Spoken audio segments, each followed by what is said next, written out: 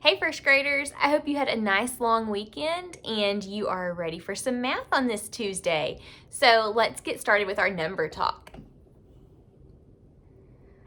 All right, so for today's number talk, what I want you to do is at your house, if you have a dry erase board and a marker or a paper and pencil, or counters, anything that you have that you can use to help you at home. And I say counters, you probably don't have counters at home, but you may like have Legos or coins or Cheerios, anything you can use to lay out and help you count. You can grab those things right now and come right back. So press pause on the video and go get paper and a pencil and anything else that you may have to help you with math. Okay. So here I have some math facts for you. Some of them have between facts, like we have been focusing on in first grade, the month of February, and some of them just have some other math facts that you may know. So what I want you to do to kind of warm up for math is press pause on the video and solve each one of these problems, and then we'll check your work together. So press pause and then press play whenever you're done. Okay, so let's see how you did. So the first math fact we have here is 7 plus 9. So with 7 plus 9, you may have realized that 7 and 9 are very close to each other on the number line. They just have one number in between them. So this is a between fact. And so what number comes in between 7 and 9? 8 comes in between 7 and 9. So all you have to do for this one is do 8 plus 8, and you should get your answer. What is 8 plus 8? 8 plus 8 equals 16. So 16 is the answer to 7 plus 9. All right, on this next one here, we had 3 add-ins. We had 2 plus 4 plus 7. So to start, you may have noticed there is 2 add-ins that we could use the between fact math fact strategy on. So what number comes in between 2 and 4? 3 comes in between 2 and 4. So on this part we can do 3 plus 3. What is 3 plus 3? 6. And then we add 6 and 7. Oh, 6 and 7 are right next to each other. Double plus 1. So 6 plus 6 equals 12, and one more is 13. So you should have gotten the answer 13 on this one. You may have added up some different numbers first. You may not have gone in the exact same order as I did, and that's okay as long as you ended up with the answer of 13. All right, on this next one, I'm going to erase this 6 so we can really see this problem down here. We have 5 plus 1 equals 3 plus something. So I hope when you were working this problem, you noticed this. What is this? That's the equal sign. Hopefully you didn't think that was a plus sign. I know a lot of my kids in the past, when they have worked these type of problems, think that this is a plus sign here, and they do 5 plus 1 plus 3. This is not a plus sign. This is an equal sign, so we've got to make each side equal the same number.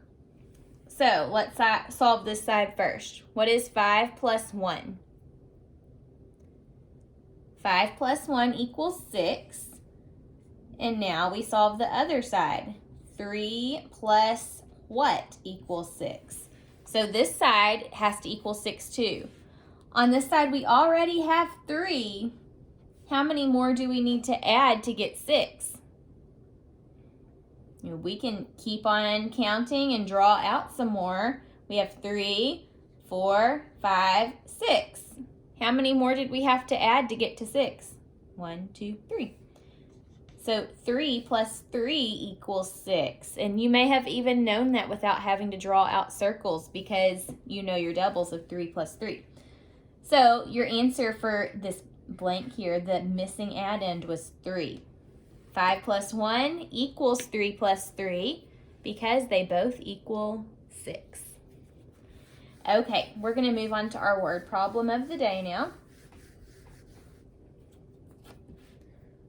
So let's see here. I'm going to divide the board.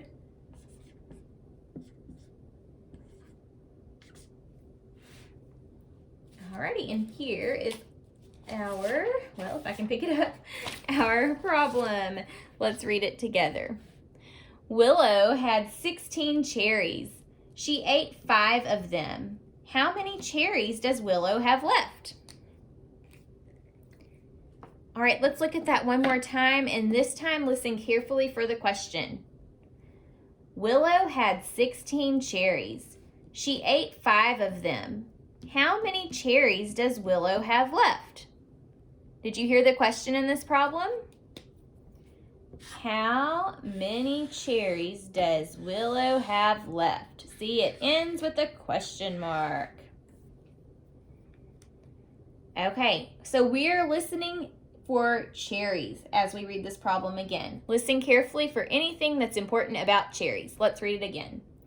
Willow had 16 cherries. What's important in that sentence? 16. It tells us how many cherries she started with. Listen to the next sentence. She ate 5 of them. What's important there? 5, and there's also a word that's really important in this sentence. What word is very important? 8 is important. 8 is going to help us to know whether we need to add or subtract. That word really tells us what's going on. So let's move on to plan and keep thinking about that word. All right, as we plan, we're going to decide if we need to add or subtract, and we can fill out our part whole mat here. Okay, so Willow had 16 cherries, and she ate 5 of them. If Willow has all of these 16 cherries and she eats 5, is that adding or subtracting? She's got cherries and she's eating them, so she's taking from what she has. She's taking away. She is subtracting. So 16 cherries minus 5, and we want to know how many she has left. So we need to do 16 minus 5. To fill out my part whole mat, 16 is how many cherries she started with, and she ate 5 of them. We're looking to see how many are left. Whenever we have a whole and we only have one part and want to solve for the other part, you have to subtract to do that. So we're going to be subtracting. Okay, first way that I'm going to solve this problem today, I think I'll use an open number line to try it first. So let me draw my number line. Whenever you subtract on a number line, you start to the far right, because as you subtract, you're going to be going backwards and getting smaller. On a number line, the smaller numbers come first and the larger numbers come later. So we're going to start to the far right. Now, how many do I need to take away? I need to take away 5. So before I solve this, if you are working with me at home, you may want to press pause and try solving this on your own, and then we'll check it together. So press pause and see if you can get the answer. Okay, so let's see if you got the correct answer. So I was starting at 16 and I need to take away 5. It's just 5 ones. I'm going to do 5 one jumps.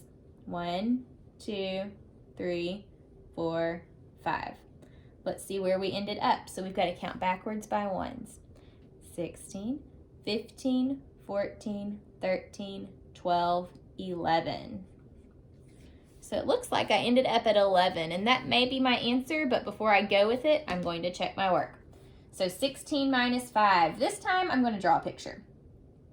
1, 2, 3, 4, 5, 6, 7, 8, 9, 10, 11, 12, 13, 14, 15, 16. So here are my 16 cherries.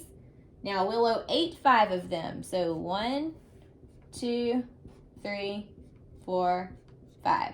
How many are left? 1, 2, 3, 4, 5, 6, 7, 8, 9, 10, 11. So both ways I worked this problem, I got the same answer of 11. So 16 minus 5 equals 11, and we can answer the question. How many cherries does Willow have left? She has 11. All right, we're going to move on to our lesson for today in math. This week in first grade, we are focusing all on graphs. And in first grade earlier this year, we worked on graphing. So this time when we work on graphing, we're really going to focus on answering questions about graphs. So I already have a few graphs made today for us to look at, and then tomorrow we'll look at some different graphs. So I know my writing may be kind of hard to see, so I'm going to hold it like this for a second. Here's my first bar graph. I want you to look at it with me before I ask any questions to you. So the title of this graph, can you see the title of the graph? Can you read what the title of the graph says? The title of this graph is right here at the top, and it's favorite fruit. So this graph is all about favorite fruit. On the side here, we have a label. This label says number of students. That tells me what these numbers represent. The scale here represents the number of students that voted for their favorite fruit. And then at the bottom, there's a label that says fruits. And then we see the different types of fruits that were a part of this graph. There was strawberry, watermelon, and banana. So remember, to make a bar graph, first you have to ask a question to a group of people. So here, this group was surveyed and asked probably the question of, what is your favorite fruit? And they were given 3 choices: strawberry, watermelon, or banana. So take a look at the graph and let me ask you your first question. I'm going to try to hold it where you can see it well. Okay, so looking at the graph, which fruit was chosen the most? Or which fruit had the greatest number of votes? The greatest amount is going to be the bar that has the tallest amount, right?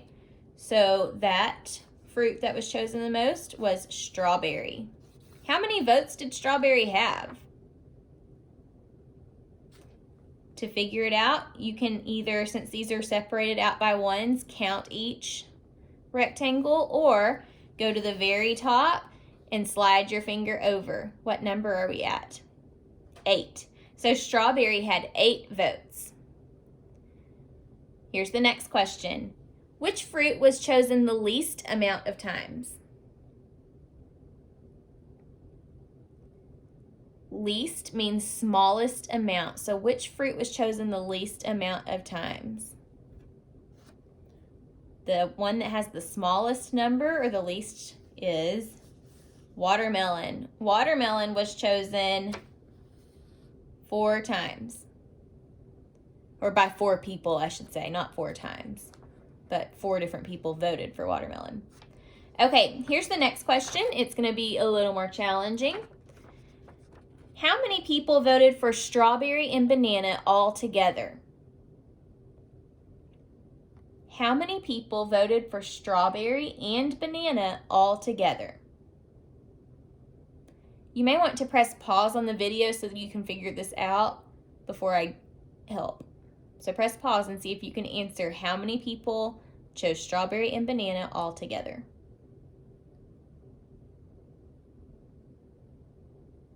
Okay, so to figure this out, you can do 2 different things. Since this bar graph just goes up by ones, each box represents 1. So you could count all of the boxes for strawberry and all of the boxes for banana to get the answer. Or you can do an addition problem. I'm going to do both. I'm going to do the addition problem first. So strawberry had 8 votes. So 8 plus banana had 6 votes. So to figure out how many votes strawberry and banana had all together, we need to add their totals together. So we have 8 plus 6. There's only one number in between 8 plus 6. 7 comes in between 8 plus 6. This is a between fact. So let's do 7 plus 7. What is 7 plus 7? 14. So 8 plus 6 equals 14 also. So how many people chose strawberry and banana altogether? 14. Now, I was telling you you could also count these bars since they just represent 1 each right now. So to figure out how many total people voted for strawberry and banana, you could have also said 1, 2, 3, 4, 5, 6, 7, 8, 9, 10, 11, 12, 13, 14, and gotten the answer that way. All right. Let's look at, let's just do one more question on this one today, and then we will be done for the day. Okay, how many more people voted for bananas than watermelon? How many more people voted for banana than watermelon? Press pause and see if you can get an answer to this problem. How many more people voted for banana than watermelon?